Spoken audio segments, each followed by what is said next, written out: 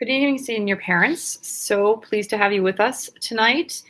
I can't believe we're together for the class of 2021 already, and that we've gotten through the last 6 months, and that we're heading forward with the post-high school planning for your children, and that we'll be doing applications at this time. My name is Jennifer Kirk. I'm the high school counseling curriculum leader. I'll be spending the next 10 to 15 minutes with you talking through a number of matters, and then we'll be joined by Mr. Marquis with a pre-recorded session on the overview of Naviance, and then we'll be joined by all of the counselors in individual meetings. So first layer of things that I'll be talking about tonight are the college admissions updates and the impacts that we've all faced over the last 6 months and how that really feeds into college admissions at this time. What we know is that test scores have been immensely impacted. The greater portion of kids across the nation have been unable to participate in SATs and ACTs in any way, shape, or form as they have traditionally done. And so what we know is that a number of our students in Upper St. Clair do not have SAT or ACT scores. There's definitely a high level of worry and anxiety around that with our kids, but do know that that is really, again, common across the nation. We have atypical semester grades from last spring. Our students have EE, ME, and BE grades on their transcripts. They are also indicated into their GPA and will be communicated as thus to the colleges and universities. Additionally, on the student's school profile, which is standard for all schools to give to colleges and universities, will be a descriptor of what those grades stand for and how they're translated into their GPA. The kids' transcripts will indicate this, and the school profile will have clarity so that all schools and universities will know exactly how our kids earned grades.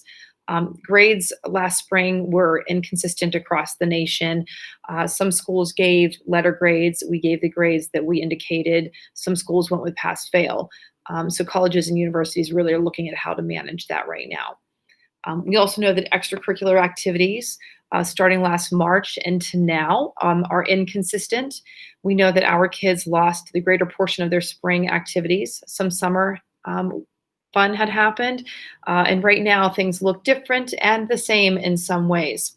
What I know is across the nation, there are a good number of kids not playing fall sports or being engaged in other extracurriculars. In our own state of Pennsylvania, there are restrictions on fall activities. We are fortunate enough here in Upper St. Clair to have our kids participating, and I know we were all thrilled about that. It was so great in the last couple of weeks watching our kids play instruments and sing together and be on fields together.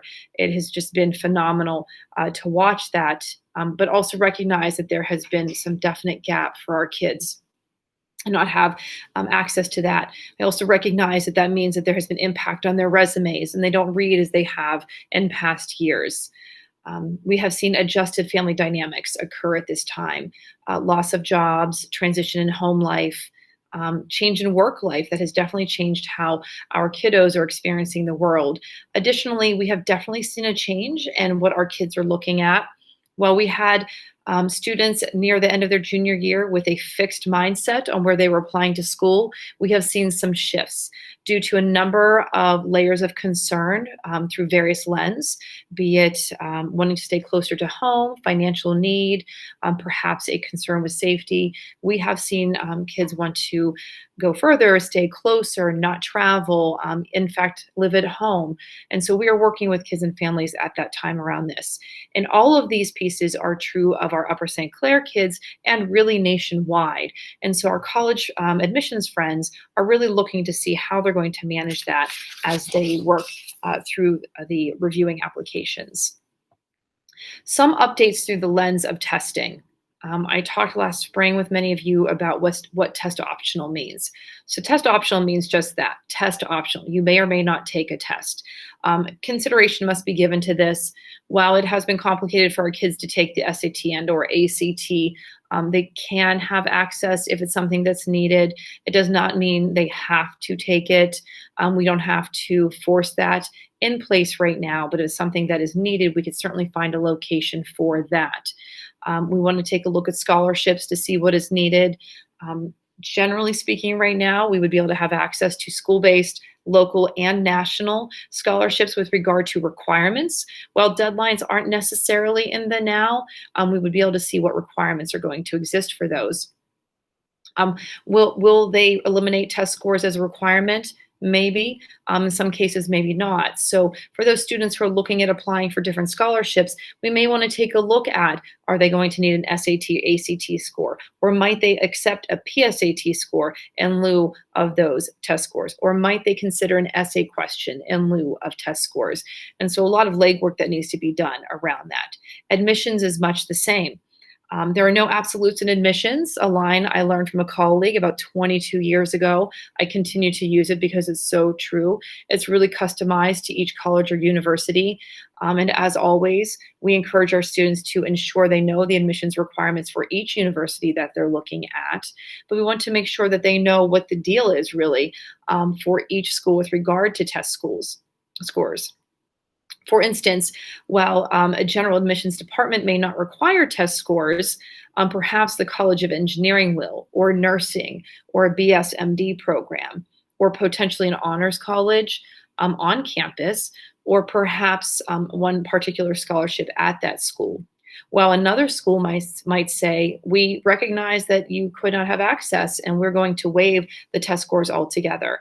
So it is imperative at this time that students continue to look at each individual school and university to ensure they know what those particulars are.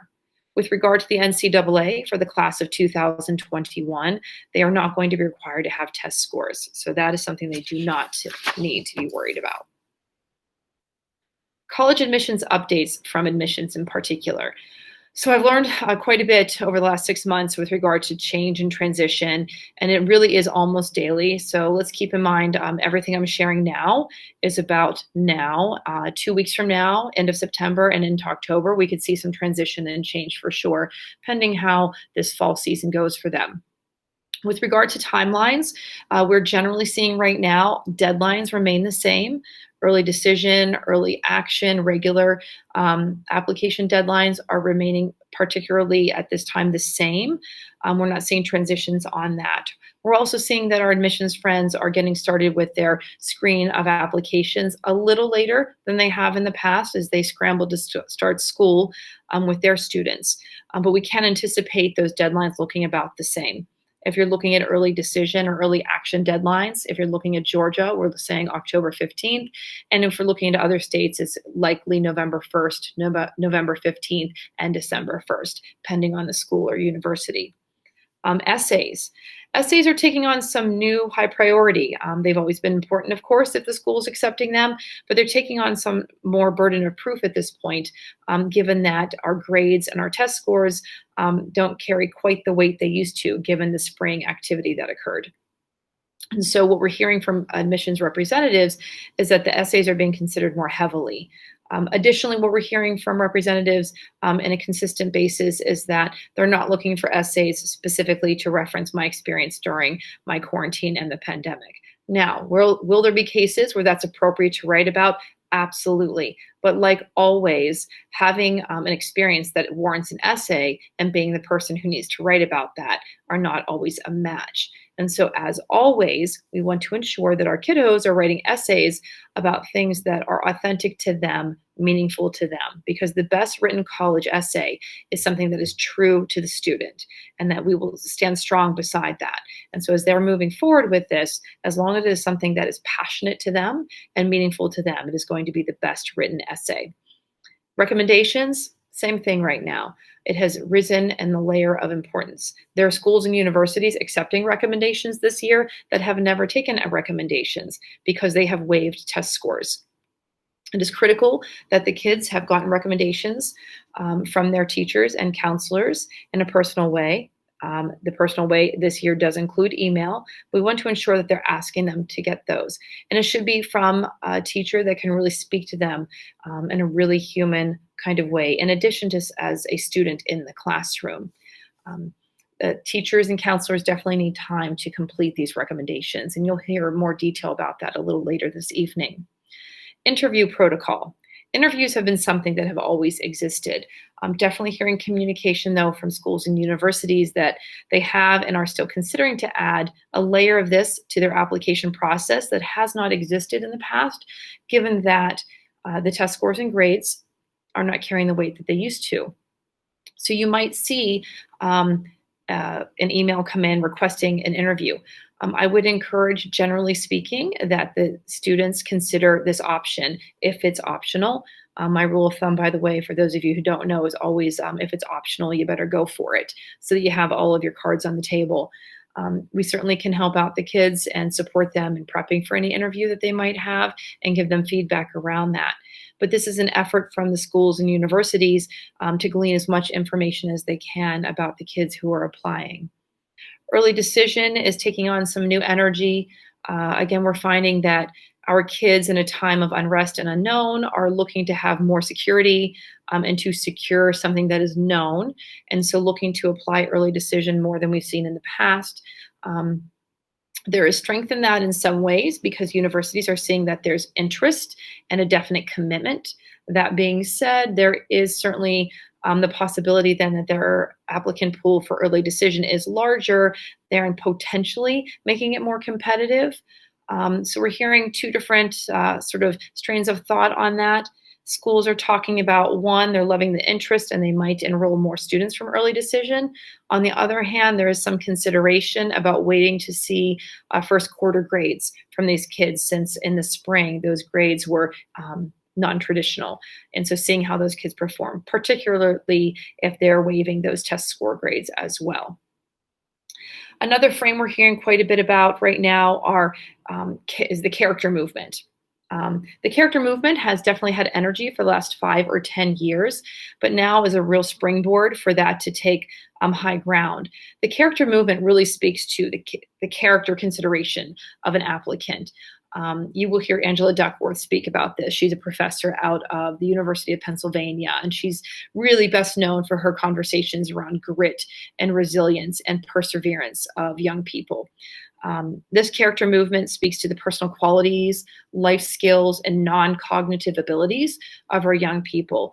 This will play out in essays and recommendations for students.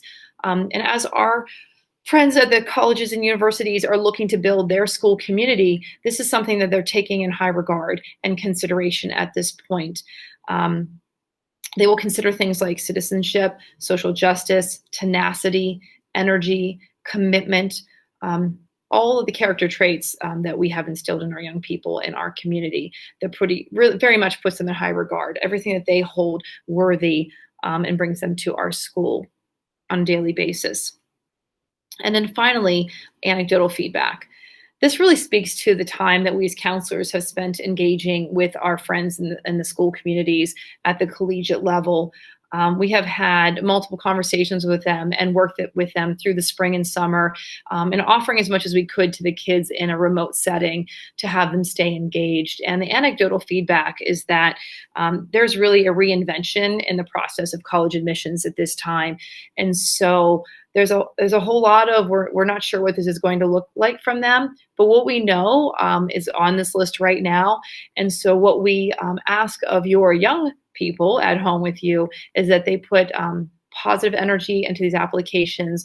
Know that there's not a definite list of guarantees, as there never have been. There's no absolute in the admissions process, but we have to have them put their best foot forward and stay positive and put time and energy into this and give great grace to the admissions representatives in schools and universities as they jump into some new terrain in this process and work toward building the school communities that they're looking for their freshman class out of this class of 2021.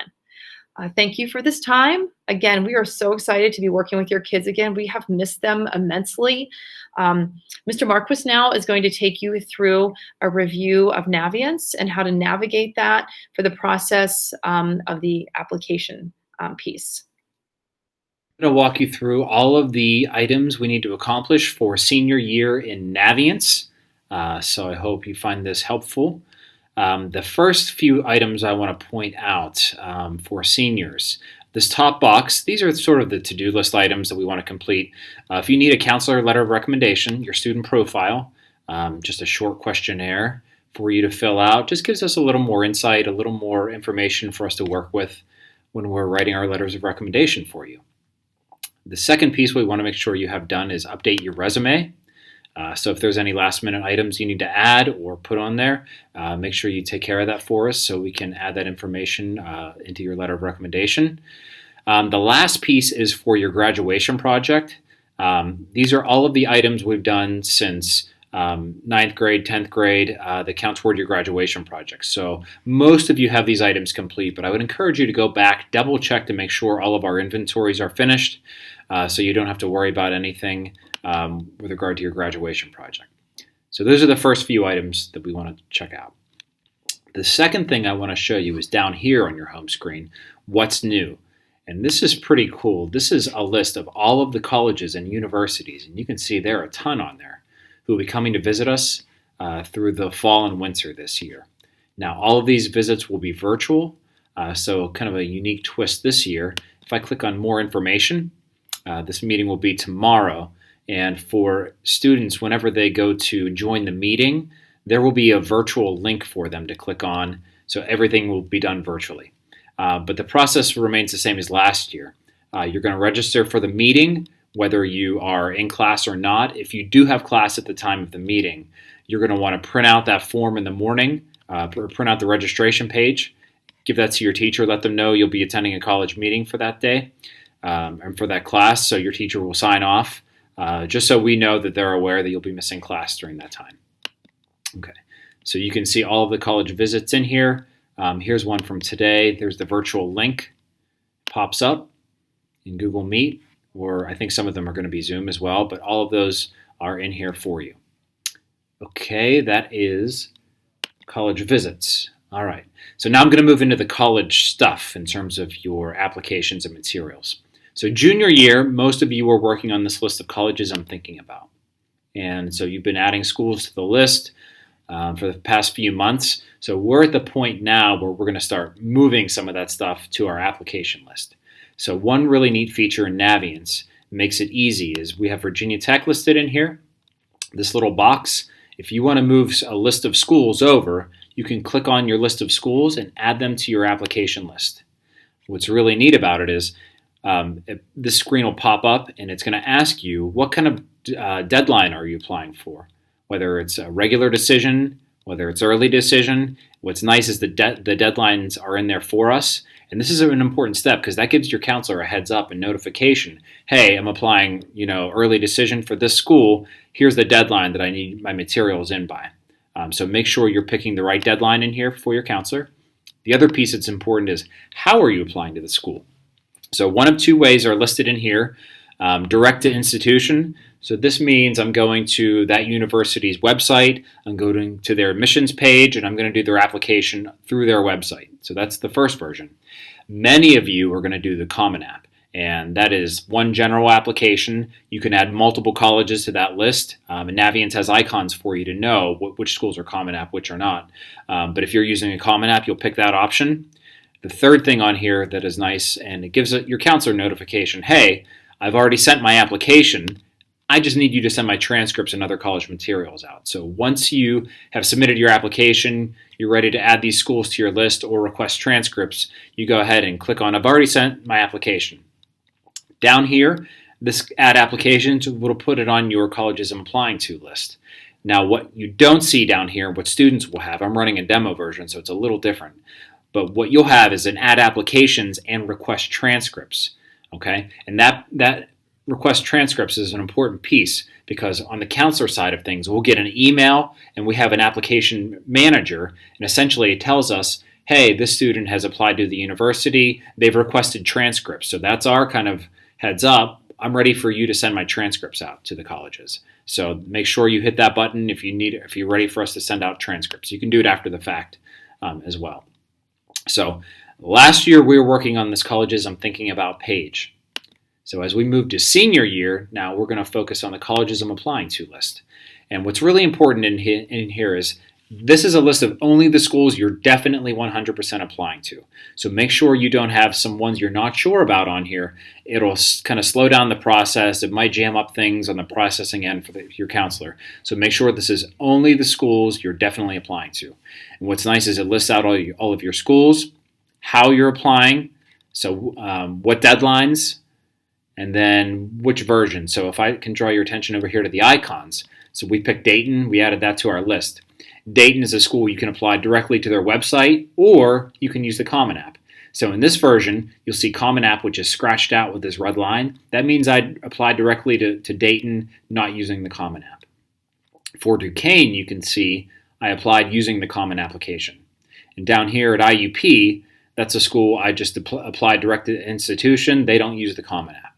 So these are the little icons that'll give you a heads up whether your Common App, the school doesn't use Common App, or you're choosing one version or the other. And that's important for your counselor to know, because on our end, we're filling out certain forms that go along with your transcript. So the Common App, we do this Common App school report. For non-Common App schools, we have a NACAC school report. So there's different versions of the forms we're filling out that go along with your college materials. If you're changing anything, you can go ahead and edit it, each school that you've added on there. So that's everything in here. If you need to add more schools to your list, you can do that with the plus button here. And then down here, again, mine is a demo version. I don't have it, but you'll also have request transcripts. So if you've added it to your college list, you weren't ready for transcripts yet, you can go ahead and request transcripts with that button on there. One important piece, if you are using the Common App this year, what's nice about Naviance is it actually links your Common App and your Naviance account. So if you are using the Common App, you can go ahead and match your accounts. A couple important pieces before you just jump in and match. A, you have to create your Common App account. B, you have to sign the Common App FERPA waiver. So essentially, you need to complete the education section on your Common App. You need to add a few colleges or a college to your list. One of the items under the colleges you'll see is the Common App FERPA waiver. So go ahead, once you fill that out. In most cases, kids will say, yes, I waive my rights. And essentially that's for you're waiving your right once you attend a university to go back into that school and say, hey, I want to look at the materials that were submitted for me.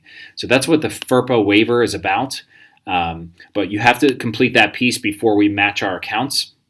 Once you finish that, you just come down here, you plug in your Common App email address, you plug in your birth date, and then you match accounts. And then once you do that piece, at the top of this page, you'll get a notification. Whether it's green, you were matched, you're good to go, or red, it might give you a heads up you need to do something like fill out your FERPA waiver or something like that. So that's matching your accounts. One piece that I didn't talk about down here, most of you did this at the end of last year or through the summer, requesting recommendations. If you haven't done that, now's the time to do it to make sure you're on your teacher's radar. So you're just going to add a request. You're going to select your teacher out of the drop-down menu. Two versions are in here for select which colleges this request is for. The vast majority of you are going to pick all current and future colleges. That means if you pick two teachers to write recommendations, what they're going to see on their side, once they upload their recommendation, they're able to send that letter to every school that is on your list and schools that you add after the fact. So most of you, I would say 95%, if not more, are going to choose all current and future colleges.